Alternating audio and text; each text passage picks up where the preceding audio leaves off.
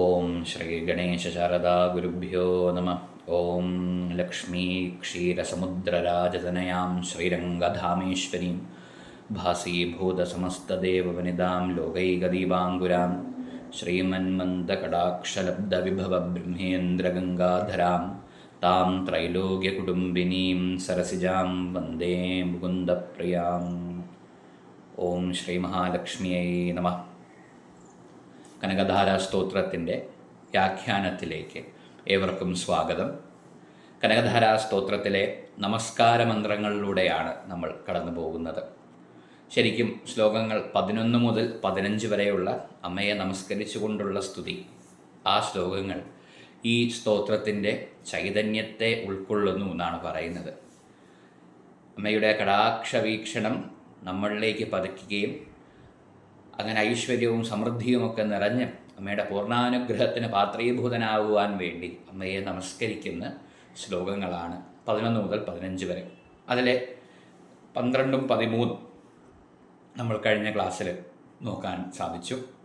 തുടർന്ന് 14ഉം 15-ാമത്തെയും ശ്ലോകമാണ് ഈ ഒരു വീഡിയോയിൽ നമുക്ക് ശ്രദ്ധിക്കാൻ കഴിയുക. നമുക്ക് ശ്ലോകം എങ്ങനെ ചൊല്ലണമെന്നും ശ്ലോകത്തിൻ്റെ ചെറിയൊരു വ്യാഖ്യാനവും നമുക്ക് ഇവിടെ തന്നെ ശ്രദ്ധിക്കാം.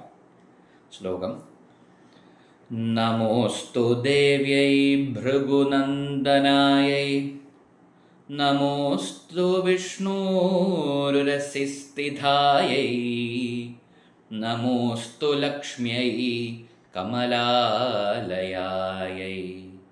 നമോസ്തു ദാമോദരവല്ലഭായൈ നമോസ്തു ദേവ്യൈ ഭൃഗുനന്ദനായൈ നമോസ്തു വിഷ്ണോരുരസിസ്ഥിതായൈ നമോസ്തു ലക്ഷ്മ്യൈ കമലാലയായൈ നമോസ്തു ദാമോദരവല്ലഭായൈ. നമോസ്തു ദേവ്യൈ ഭൃഗുനന്ദനായ ഭൃഗുനന്ദനായൈ നമോസ്തു വിഷ്ണോരസിസ്ഥിതായൈ വിഷ്ണോരുരസിസ്ഥിതായൈ നമോസ്തു ലക്ഷ്മ്യൈ കമലാലയായൈ നമോസ്തു ദാമോദരവല്ലഭായൈ നമോസ്തു കാന്ത്यै കമലേക്ഷണായൈ നമോസ്തു ഭൂത്यै ഭുവനപ്രസൂത്यै നമോസ്തു ദേവാധിഭിരർച്ചിതായൈ നമോസ്തു നന്ദാത്മജവല്ലഭായൈ.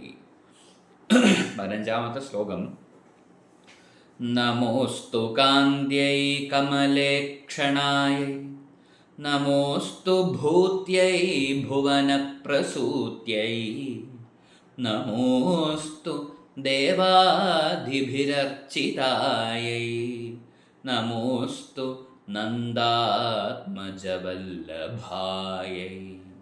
കാന്ത്यै കമലേക്ഷണായൈ ഭൂത്यै ഭുവനപ്രസൂത്यै ദേവാധിഭിരർച്ചിതായൈ നമോസ്തു നന്ദാത്മജവല്ലഭായൈ. അക്ഷരം ഉച്ചാരണം മാത്രം ശ്രദ്ധിക്കുക. ഭ അക്ഷരത്തിന് തന്നെ ശക്തിയുണ്ട്. അപ്പം ഈ 2 ശ്ലോകത്തിൻ്റെ അർത്ഥം നമുക്ക് നോക്കാം. നമോസ്തു ദേവ്യൈ ഭൃഗുനന്ദനായ, പരാശക്തിയായി വിരാജിക്കുന്ന മഹാലക്ഷ്മിക്ക് പല അവതാരങ്ങളുണ്ടെന്ന് പറയും. തുടക്കത്തിലെ ധ്യാന ശ്ലോകത്തിൽ ലക്ഷ്മീം ക്ഷീരസമുദ്രരാജതനയാമെന്ന് നമ്മൾ കണ്ടു. കനകധാരയിലും സമുദ്രതനയായി പറയുന്നുണ്ട് അമ്മയും, അല്ലേ? അപ്പോൾ സമുദ്രത്തിൽ നിന്നും ഉദ്ഭവിച്ചതായിട്ടും അവതാരം പറയണം. അല്ലാതെ ഭൃഗു മഹർഷിയുടെ മകളായി അവതരിച്ചതായിട്ടും പുരാണങ്ങളിൽ പറയുന്നുണ്ട്. അപ്പം മഹാലക്ഷ്മിക്ക് തന്നെ പല പല അവതാരങ്ങളുണ്ട് എന്നാണ് പറയുന്നത്. ഭൃഗുനന്ദനായി, ഭൃഗു മഹർഷിയുടെ ആനന്ദത്തിന് കാരണമായ പുത്രിക്കായിക്കൊണ്ട് നമസ്കാരം. ഭൃഗുനന്ദനായി. നമോസ്തു വിഷ്ണോരസിസ്ഥിതായൈ, നാരായണൻ ശ്രീമൻ നാരായണൻ്റെ നെഞ്ചോട് ചേർന്നിരിപ്പവൾക്ക് നമസ്കാരം. അത്രയും ഭഗവാന് പ്രിയപ്പെട്ട മഹാലക്ഷ്മിക്കായിക്കൊണ്ട് നമസ്കാരം. ഭഗവാന്റെ ഹൃദയസ്ഥാനമാണ് നൽകിയത്. ഇപ്പം സമുദ്രമഥനത്തിൽ, പാലാഴി മഥനത്തിൽ മഹാലക്ഷ്മി ഉദ്ഭവിച്ചപ്പോൾ മഹാലക്ഷ്മി ഹാരം സാക്ഷാത് നാരായണനാണ് ധരിപ്പിച്ചത്, അല്ലേ? ഹാരം അണിയിച്ചത്. ഭഗവാൻ നാരായണൻ തൻ്റെ ഹൃദയമാണ് ലക്ഷ്മിക്കായിക്കൊണ്ട് നൽകിയത്. എൻ്റെ ഹൃദയത്തിൽ വസിക്കുന്നു. ശ്രീയം വാസയമേ കുലേ, നമ്മൾ ശ്രീസൂക്തത്തിൽ കുലത്തിൽ വസിക്കണം എന്ന് പറയുമ്പോൾ ഭഗവാൻ അമ്മയെ ഹൃദയത്തോടാണ് ചേർത്ത് വയ്ക്കുന്നതാണ്. ഹൃദയത്തിൽ വയ്ക്കുന്ന അത്രയും സ്വന്തം എന്ന് പറയുന്നതാണ്. വേറെ വസ്തുക്കൾ അല്ലേ നമുക്ക് ഏറ്റവും പ്രിയപ്പെട്ട നമ്മുടെ ഹൃദയത്തോട് ചേർന്നിരിക്കുമെന്ന് പറയും. ഇവിടെ നാരായണനെ പോലെ അമ്മയെ ഹൃദയത്തോട് ചേർത്ത് വയ്ക്കുവാൻ കഴിയുന്ന സാധകന്മാർ, ഉപാസകർ, ഭക്തർ, അവരെല്ലാം ഭാഗ്യവാന്മാർ. അവർക്കെല്ലാം യഥാർത്ഥത്തിലെ ആ ധനം, ആ ഐശ്വര്യം സംഭവിച്ചു കഴിഞ്ഞിരിക്കുന്നു എന്നാണ്. അങ്ങനെ അമ്മയെ ഹൃദയത്തോട് ചേർത്ത് വെച്ച് അമ്മയെ ജപിക്കണം, അമ്മയെ സ്നേഹിക്കണം എന്നാണ് പറയുന്നത്. മഹാലക്ഷ്മിയുടെ ഐശ്വര്യം പൂർണ്ണമാകുന്നത് അങ്ങനെയാണ്. ആ ഐശ്വര്യത്തിൻ്റെ അനുഗ്രഹവും പൂർണ്ണമാകുന്നതും അങ്ങനെയാണ്. അമ്മയെ ഹൃദയത്തോട് വയ്ക്കുക, ഹൃദയത്തിൽ അന്തർലീനമായ അനുഭൂതിയായി തന്നെ അമ്മയെ അറിയുക എന്ന് പറയും. അങ്ങനെ അറിയുന്നവന് സാക്ഷാൽ നാരായണൻ, മഹാവിഷ്ണു, വിശ്വം മുഴുവൻ വ്യാപിച്ചിരിക്കുന്ന ബ്രഹ്മതത്വമാകുന്ന നാരായണൻ്റെ ഹൃദയവക്ഷസ്സിൽ, ഹൃദയവക്ഷസ് എന്ന് പറയണ്ട, വക്ഷസ്സിൽ വസിക്കുന്ന, എവിടെയോ സ്ഥിതി ചെയ്യുന്ന മഹാലക്ഷ്മിക്കായിക്കൊണ്ട് നമസ്കാരം. ലക്ഷ്മി എന്ന വാക്കിനും മഹാബോധം എന്നൊരർത്ഥം. മുതൽ ക്ഷം വരെയുള്ള അക്ഷരം കുണ്ടലിനി നോക്കുകയാണെങ്കിൽ ആ മഹാബോധം, ആ പുരുഷനാകുന്ന ബ്രഹ്മത്തിൻ്റെ ഹൃദയം, ആ മഹാബോധം ശക്തിയാകുന്നു എന്ന് പറയാം. നമോസ്തു ലക്ഷ്മിയെ കമലാലയായി, താമരപ്പൂവിൽ സ്ഥിതി ചെയ്യുന്ന അമ്മയ്ക്കായിക്കൊണ്ട്, മഹാബോധസ്വരൂപിണിക്കായിക്കൊണ്ട്, ഐശ്വര്യസ്വരൂപിണിക്കായിക്കൊണ്ട് നമസ്കാരം. കുണ്ടലിനി ഓരോ താമര ഇതാണ്, പത്മങ്ങളാണ് അല്ലേ? പത്മപ്രിയേ പത്മിനി പത്മഹസ്തേ പത്മാലകേ പത്മദളായതാക്ഷി. താമരയിതളിൽ ഇരുന്നാണ് മഹാലക്ഷ്മി ഭക്തരെ അനുഗ്രഹിക്കുന്നത്. ഈ സൃഷ്ടിയും അമ്മയുടെ പരിപാലനവും സമൃദ്ധിയും ഒക്കെ അമ്മ നൽകുന്ന താമരപ്പൂവിലിരുന്നുകൊണ്ടാണ്. താമരയുടെ ഒരു പ്രത്യേകത എന്ന് പറയുന്നത് എന്താണ്? ആസക്തിയില്ല, ഒന്നും പറ്റിപ്പിടിക്കില്ല എന്ന് പറയും. ചെടിയിലായാലും വെള്ളം വന്ന് വീണാലും വെള്ളം അതിൻ്റെ പ്രതലത്തിൽ ഇങ്ങനെ നിൽക്കുകയുള്ളൂ, അതിനെ അത് ബാധിക്കില്ല. അപ്പം ഈ ലോകം ചമയ്ക്കുകയും രക്ഷിച്ചഴിക്കുകയും ലോകേശ്വരി നിൻ ലീലയല്ലോ, ആ ലീലയൊക്കെ താമരപ്പൂവിൽ എങ്ങനെയാണോ വെള്ളം വന്ന് പതിക്കുന്നത്, ഒന്നിലും ഒരു ആസക്തിയൊന്നും വരാത്ത രീതിയിൽ അമ്മയെ എല്ലാ ലോകത്തിലെ എല്ലാവരെയും പാലൂട്ടി വളർത്തുന്നു എന്നാണ് പറയുന്നത്. പരാശക്തി. നമോസ്തു ദാമോദരവല്ലഭായി. ദമം ശീലിക്കുന്നവൻ ഭഗവാൻ. ദാമോദരൻ, ആ മുഴുവൻ വിശ്വത്തെയും തൻ്റെ ഉദരത്തിൽ വഹിക്കുന്നവൻ ദാമോദരൻ, സാക്ഷാത് ശ്രീപത്മനാഭൻ. അങ്ങനെ ആ ദാമോദരൻ്റെ വല്ലഭയ്ക്കായിക്കൊണ്ട് നമസ്കാരം. യശോദ അല്ലേ, കൃഷ്ണനെ ഉരലിൽ കെട്ടുന്ന, ദാമത്തിൽ കെട്ടുന്നതും ദാമോദരൻ എന്ന നാമം അല്ലാതെ പുരാണ പ്രസിദ്ധമായിട്ടുണ്ട്. അങ്ങനെയുള്ള ദാമോദര വല്ലഭയ്ക്കായിക്കൊണ്ട് നമസ്കാരം. വീണ്ടും വീണ്ടും നമസ്കാരം. നമോസ്തു ദാമോദര വല്ലഭായേ നമോസ്തു നമോസ്തു നമോസ്തു. ഓരോ നമസ്കാരം പറയുമ്പോൾ അമ്മയുടെ പാദങ്ങൾ കണ്ട് നമസ്കരിക്കുന്നതായി സങ്കല്പിച്ച് ഓരോന്ന് പറയും. ഇപ്പം നമോസ്തു ദേവ്യേ ഭൃഗുനന്ദനായേ, അമ്മയെ നമസ്കരിക്കാനായിട്ട് സങ്കല്പിക്കുക. നമോസ്തു വിഷ്ണോരു രസിസ്ഥിതായേ, ഇങ്ങനെ സങ്കല്പിക്കാനാണ്.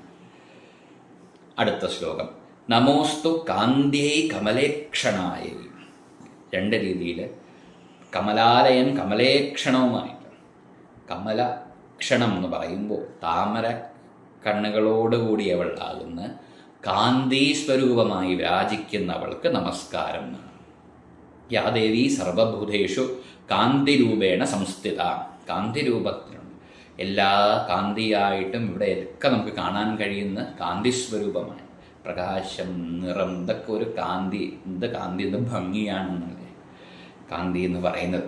അപ്പോൾ ആ കാന്തിയായിരിക്കുന്ന താമരയിൽ വസിക്കുന്നവൾ, അല്ലെങ്കിൽ താമര കണ്ണോടുകൂടിയവൾക്ക് നമസ്കാരം. കാന്തി സ്വരൂപിണിയെ.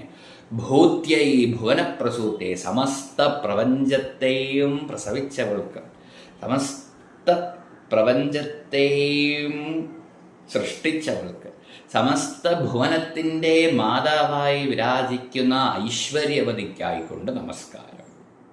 നമോസ്തു ദേവാദിഭിരർച്ചിതായൈ, ദേവന്മാരാൽ അർച്ചിക്കപ്പെടുന്നവൾ ആയിക്കൊണ്ട് നമസ്കാരം. ദേവന്മാരാൽ അമ്മ പൂജിക്കപ്പെടുന്നു എന്നാണ് പറയുന്നത്. ദേവാദിഭിരർച്ചിതായി, സുരന്മാരായി പൂജിക്കപ്പെടുന്നു എന്നാണ്. ദിവ് അല്ലേ, പ്രകാശത്തിൻ്റെ സ്വരൂപങ്ങളായിരിക്കുന്ന, പ്രകാശം പരത്തുന്നവരായി, അങ്ങനെയും ദിവെന്ന വാക്കിൽ നിന്ന് അർത്ഥമെടുക്കാം.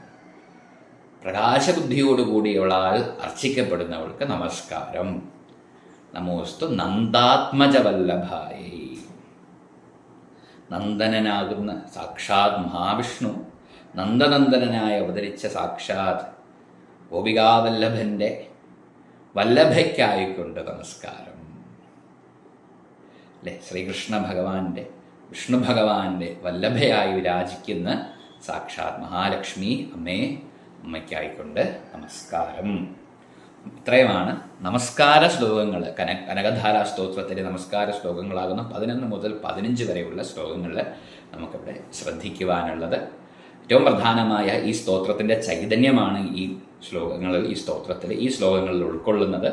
എല്ലാവരും ഭക്തി പുരസ്സരം തന്നെ ജപിക്കുക. എല്ലാവരെയും മഹാലക്ഷ്മി അനുഗ്രഹിക്കട്ടെ. ഓം ശ്രീ മഹാലക്ഷ്മിയേ നമഃ. ഓം തത്സത്.